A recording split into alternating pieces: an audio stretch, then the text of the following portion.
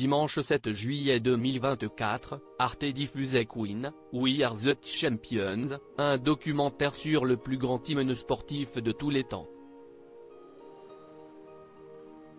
Disponible sur arte.tv et sur YouTube, il revient sur l'histoire d'un tube, créé par quelqu'un qui n'aimait pas le football. On doit à Queen tellement de tubes. L'incontournable des soirées karaoké Bohemian Rhapsody, le puissant The Show Must Go On, l'énergisant Don't Stop Me Now, l'émouvant Love of My Life, dédié à Mary Austin, et bien évidemment We Will Rock You.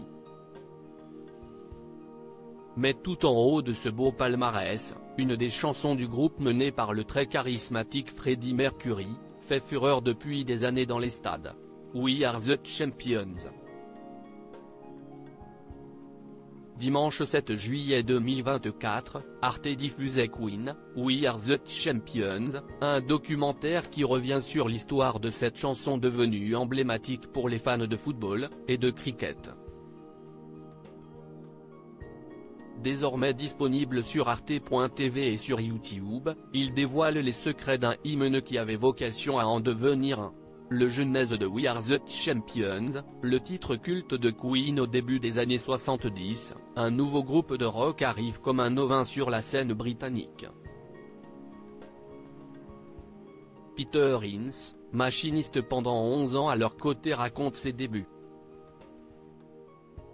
Un jour on m'a dit qu'un nouveau groupe appelé Queen allait se produire en concert.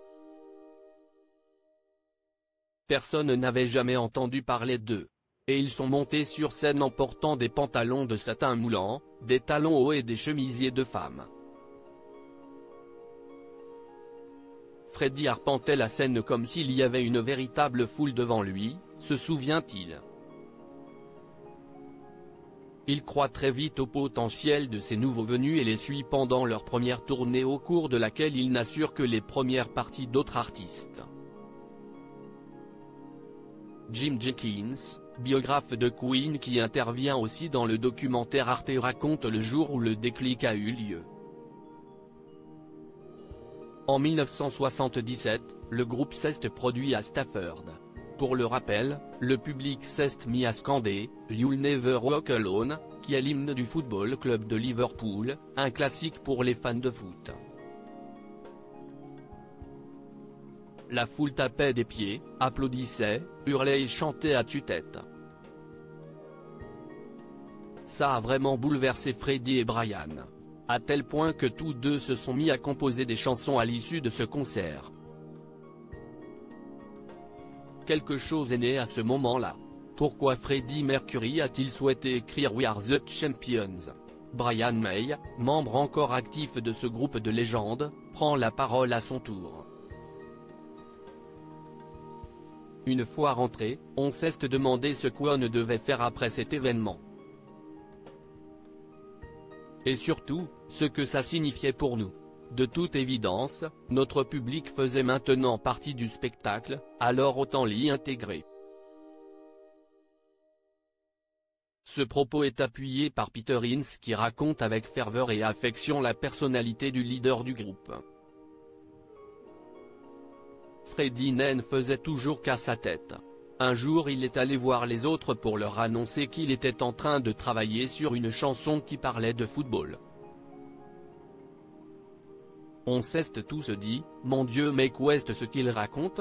Il n'avait sans doute jamais assisté à un seul match de foot de sa vie. Il continue en disant que le morceau allait ressembler à une sorte d'hymne que les supporters chantent dans les stades. Il n'avait aucune idée de l'ampleur que tout cela allait prendre. Ce morceau doit son origine au monde du sport, et il a fini par y retourner. Le documentaire est ponctué d'images et de vidéos d'archives tournées en studio, qui viennent étayer les récits des témoins. Jim Jenkins, fan inconditionnel de Queen, avoue « J'ai tout de suite su que les clubs de foot allaient adorer cette chanson. Depuis, à chaque victoire d'une équipe, tout le monde se met à entonner We Are the Champions. Même si ce titre a été écrit par un homme qui n'aimait pas le football. Ce tube intemporel et galvanisant a lui-même donné par la suite naissance à We Will Rock You, chanson imaginée par Brian May pour susciter toujours plus d'engagement auprès des fans. Un succès qui perdure et continuera à hanter les stades encore longtemps.